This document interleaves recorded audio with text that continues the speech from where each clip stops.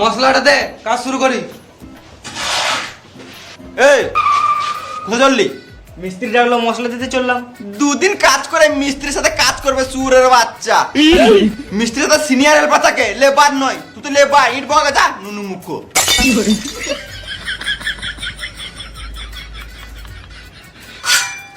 Masala they labour.